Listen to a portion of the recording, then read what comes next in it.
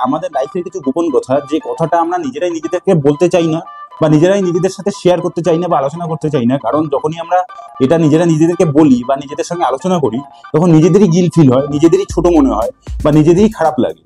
তো সেই কথাটা যতক্ষণ না আমরা আমাদের খুব কাছের মানুষকে বা আমরা আমাদেরকে বেস্ট ফ্রেন্ডকে যতক্ষণ না জিনিসটা বলতে না পারছি, ততক্ষণ আমাদের শান্তি হয় না। ऐसे ही होता है ना।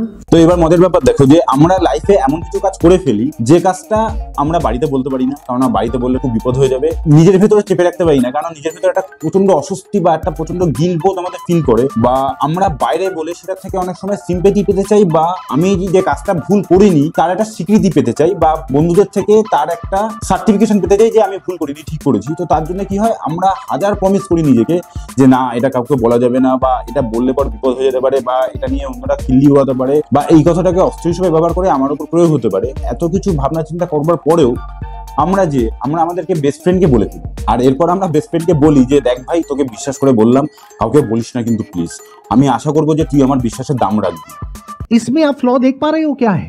এবার মজার ব্যাপার দেখো, আমি নিজেকে এতবার প্রমিস করা সত্ত্বেও যে এই কথাটা আমি ওকে বলবো না, আমি নিজের কথা নিজে না শুনি আমি আমার বেস্ট ফ্রেন্ডকে বলে দিলাম। এরপর আমি নিজে কি করে আশা করি যে আমার বেস্ট ফ্রেন্ড আমার কথাটা ওকে বলবে না? এবার তোমরা আমাকে একটা প্রশ্নের উত্তর দাও, যে আমাদের বেস্ট ফ্রেন্ড এই কথাটা যদি সে তার বেস্ট ফ্রেন্ডকে বলে দেয়, তো সেটা কি তার দোষ হলো না দোষটা আমার হলো? Simple question.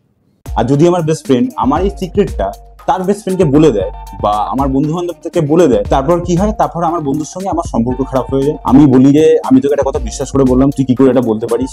আমরা কোনো সময় এটা খেয়াল করে দেখি না যে আমি নিজের কথা শুনলাম না, আমি নিজে যে কথাটা নিজেকে বলছিলাম না সেই কথাটাকে আমি তাকে বলে ফেললাম। আর আমি এটা বিশ্বাস করব যে সে আমার কথা রাখবে, সে আমার বিশ্বাস রাখবে, যেখানে আমি আমার নিজের বিশ্বাস রাখতে পারলাম না। हम लोग इस तरह से कभी इंक्वायरी नहीं करते हैं। আর সব থেকে বড় কথা হলো যে ভগবান শ্রীকৃষ্ণ স্বয়ং নিজে মহাভারতে এবং গীতাতে গল্পের ছলে বলে গেছে যে কোন সিচুয়েশনে কোন পজিশনে কি কথা বলতে হয়, কি কথা বলতে নেই, লাইফে কোনটা করতে হয়, লাইফে কোনটা করতে নেই। তো স্বয়ং ভগবান শ্রীকৃষ্ণ আমাদেরকে সবকিছু বলবার পরও আমরা কোনো কিছু শুনি না, কারণ আমরা যদি শুনতাম তাহলে আমাদের চারপাশে এত অরাজকতা বা আমাদের লাইফে এত অরাজকতা হতো না। हम कभी ऐसे सोचते नहीं है। তোমরা খেয়াল করে দেখবে আমরা সারাদিন নিজেই নিজের সাথে কথা বলি এবং নিজেই নিজের কথা শুনি না।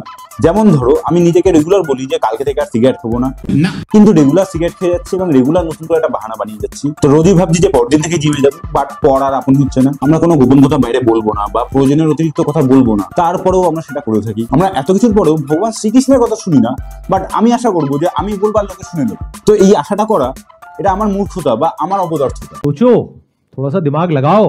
তো আমি যদি এটা আশা করি যে আমার বন্ধু আমার কথা শুনবে বা আমার কথা রাখবে, তাহলে সেটা আমার মূর্খতা বা সেটা আমার অপদার্থতা। তো এই জন্য দোষটা বন্ধুর না, দোষটা হলো আমার। क्या इस सच को देख पा रहे हो?